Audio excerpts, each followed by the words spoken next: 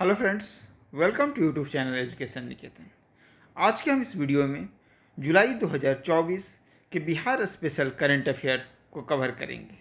हमने जिन पॉइंट्स का समावेश किया है उसमें इस बात का विशेष ध्यान रखा है कि बीपीएससी 68 और 69 में किस तरीके के करंट अफेयर्स के क्वेश्चन पूछ चुकी है, यानी कि पीवाईक्यू का हमने विशेष ध्यान रखा है कि किस पैटर्न के क्वेश्चन बीपीएससी करंट अफेयर्स के पूछती है।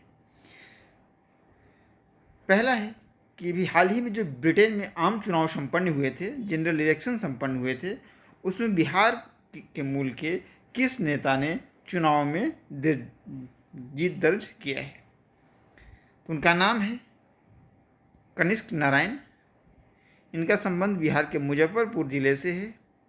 इन्होंने लेबर पार्टी की तरफ से ब्रिटेन में जो हाल ही में संपन्न हुए थे लोकसभा के चुनाव, आम चुनाव, उसमें जीत दर्ज की है। भारत की बात करें तो भारत से कुल 7 लोग ऐसे हैं भारतीय मूल के जिन्होंने ब्रिटेन में आयोजित चुनाव में जीत दर्ज की है।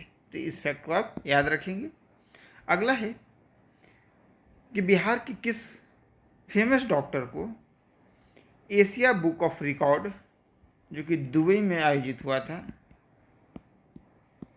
सम्मानित किया गया है। तो इनका नाम है डॉक्टर रजनीशकांत। इसे आप याद रखेंगे।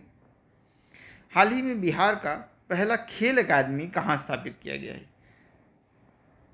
अभी कुछ ही दिन पहले बिहार के मुख्यमंत्री श्री नीतीश कुमार ने इसका उद्घाटन किया है। एक ऐसा स्टेडियम, एक ऐसा अकादमी बनाया गया है जिसमें लगभग सारे खेलों को आयोजित करने की व्यवस्था है।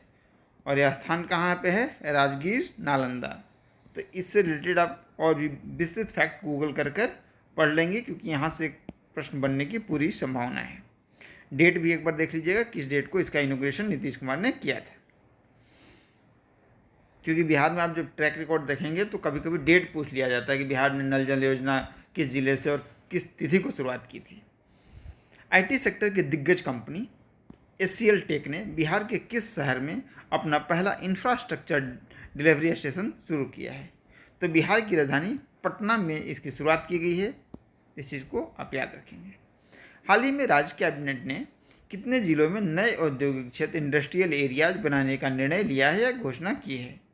तो बिहार के 31 जिलों में राज्य सरकार ने इंडस्ट्रियल कॉरिडोर बनाने की घोषणा की है। हाल ही में जो दरोगा का रिजल्ट जारी हुआ था उसमें पहली ट्रांसजेंडर दरोगा की नियुक्ति की गई है।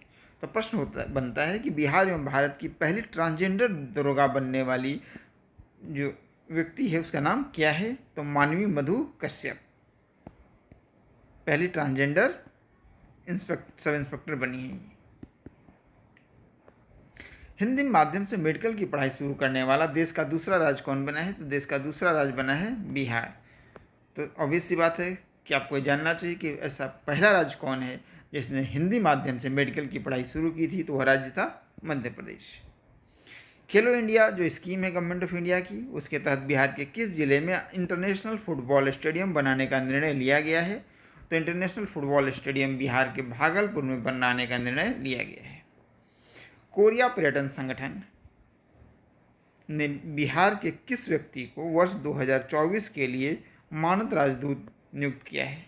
तो सुपर 30 के संस्थापक, आईआईटी की तैयारी के लिए जाना जाता है संस्थान, श्री आनंद कुमार को कोरिया पर्यटन संगठन ने मानद राजदूत के रूप में नामित किया है।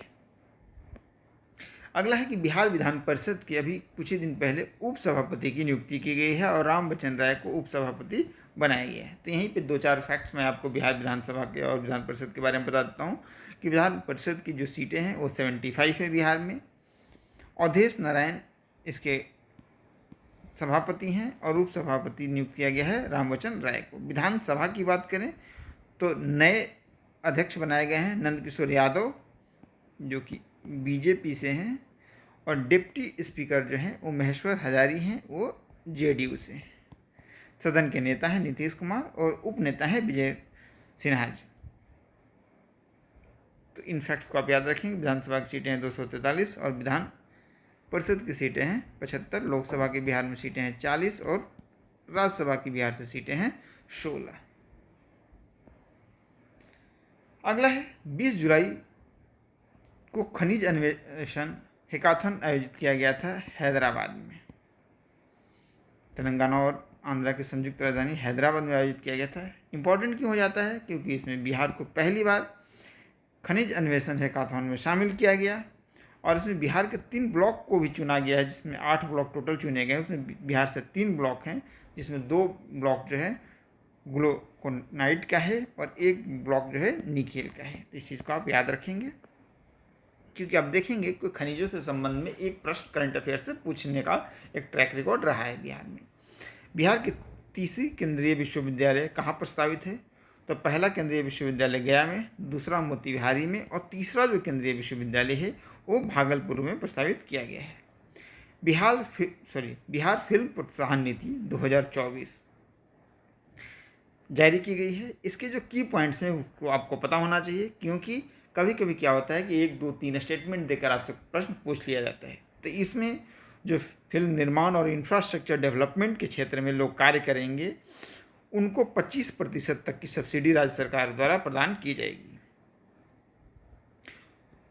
जो शूटिंग के लिए परमिशन के लिए आवेदन की प्रक्रिया है उसको ऑनलाइन कर दिया गया है। क्षेत्रीय भाषा में फिल्म जैसे भोजपुरी, मगही में फिल्मों के निर्माण के लिए 50% तक की सब्सिडी राशि प्रदान की जाएगी राज्य सरकार के द्वारा। और इंग्लिश और हिंदी माध्यम की अगर मूवी बन रही है तो उसके लिए 4 करोड़ तक की जो है सब्सिडी की राशि प्रदान की जाएगी। तो इस फैक्ट्स को आप याद रखेंगे। पीएम श्री 2 योजना के लिए बिहार के कितने स्कूलों का चयन किया गया है? तो बिहार से 17,046 विद्यालयों का चयन इस स्कीम के लिए किया गया है। अगला है कि रूसी सेना के लिए बिहार के किस जिले से बने जूतों का निर्यात करने का निर्णय लिया गया है या ऑर्डर मिला है? तो जिला है हाजीपुर। तो कभी कभी आपसे जिले का नाम और वो किस लिए प्रसिद्ध है या वहाँ किस चीज़ का निर्माण होता है या किस चीज़ का वहाँ रिजर्व है, इस तरह के क्वेश्चन पूछे जाते हैं। तो आप याद रखेंगे कि जो रशियन आर्मी को जूते सेंड किए जाएंगे वो कहाँ के निर्मित होंगे? तो बिहार के हाजीपुर के। तो ये रहे 15 इंपॉर्टेंट फैक्ट्स जो कि आगामी बीपीएससी प्रीलिम्स परीक्षा के लिए महत्वपूर्ण हो सकते हैं, वो मैंने आपके साथ साझा किया। 2 वीडियो इस वीडियो के बाद आपको उपलब्ध कराया जाएगा। एक होगा अगस्त 2024 का करंट अफेयर जो कि काफ़ी महत्वपूर्ण रहेगा।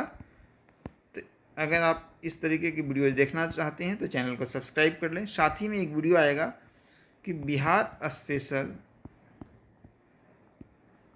करंट अफेयर्स की तैयारी कैसे करें। 68th बीपीएससी में और 69th बीपीएससी में किस तरीके के करंट अफेयर्स से प्रश्न पूछे गए थे, कौन कौन से प्रश्न पूछे गए थे, एक चार्ट के माध्यम से आपके साथ साझा किया जाएगा। साथ ही साथ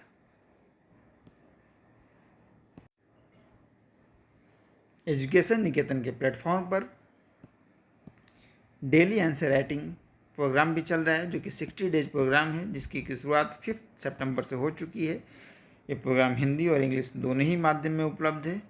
इस प्रोग्राम के तहत आपको डेली एक डीआई का क्वेश्चन, एक जीएस के long question, 5 short question daily यानी कि 300 शॉर्ट क्वेश्चन आपको मिलेंगे और 30 ऐसे के क्वेश्चंस की आप प्रैक्टिस कर सकते हैं। साथ ही में लास्ट में एक फुल लेंथ टेस्ट जीएस के और एक ऐसे का आपको प्रदान किया जाएगा। सारे कॉपियों का एवोल्यूशन होगा और जीएस के कुछ मॉडल आंसर भी आपको प्रोवाइड किए जाएंगे। साथ ही साथ जो 68th बीपीएससी के टॉपर हैं और 69th बीपीएससी के इंटरव्यू कॉलेज स्टूडेंट हैं उनकी भी कॉपियाँ आपके साथ साझा की जाएंगी। तो अगर आप इस कार्यक्रम से जुड़ना चाहते हैं या इसके बारे में जानकारी लेना चाहते हैं तो दिए गए नंबर पर व्हाट्सएप या कॉल कर सकते हैं।